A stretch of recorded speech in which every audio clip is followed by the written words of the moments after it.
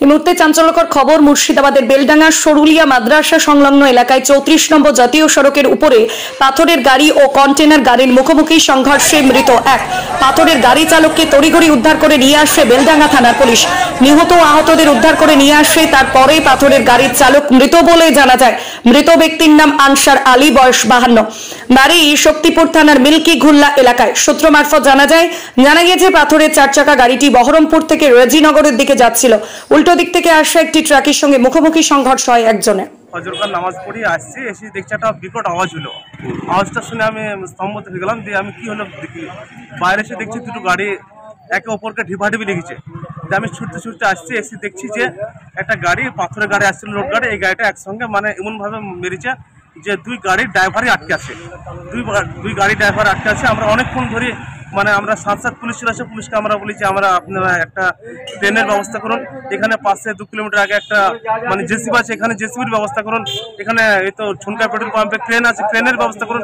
কিন্তু পুলিশ পিছনে ফোন করেছি, আসছে করতে আধ ঘন্টা প্রায় 45 মিনিট পার হয়ে যায়। তারপর একটা ক্রেন আসে, তা মানে আধ ঘন্টা মতো ওই যে পাথরের গাড়ি ড্রাইভার ছিল উনি বেঁচেছিলেন।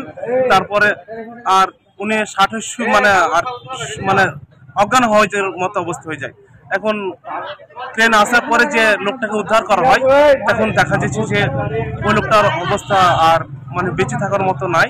ওনার 2 পা চলে গেছে, দুই পা চলে গেছে, হাত চলে গেছে, মানে অবস্থা খুব খারাপ। যে পাথর গাড়ির ড্রাইভারটা, ওনার বাড়ি বেলডাঙ্গার রেজিনগরে, শুনছি ওনার মেয়ের মির্জাপুরে বিয়ে হয়েছে। ওনার একটা জামাই সরলা মাদ্রাসা, যেখানে অ্যাক্সিডেন্ট হয়েছে এই সরলা মাদ্রাসার সামনে ওর একটা জামাই পড়াশোনা করে, শিক্ষকতা করে, যে মৌলভী সাহেব।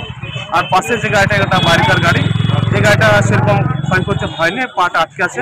উনি বেঁচে যাচ্ছে, উনি সুস্থ আছেন, আশা করা যায় উনি ভালো হয়ে যাবেন।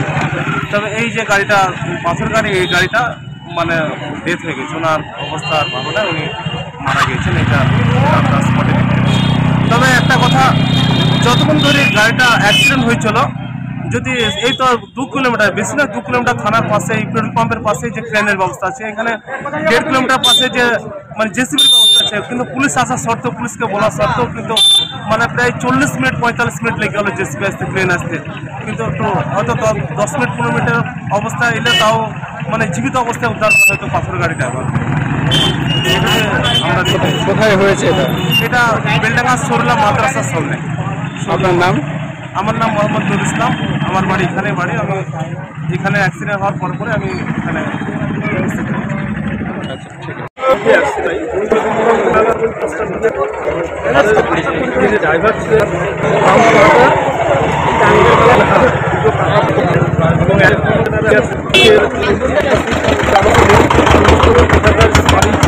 মাদ্রাসার ছাত্র এবং স্থানীয় বাণিজ্য সবাই আর কি উদ্ধার কাজে হাত লাগিয়েছে।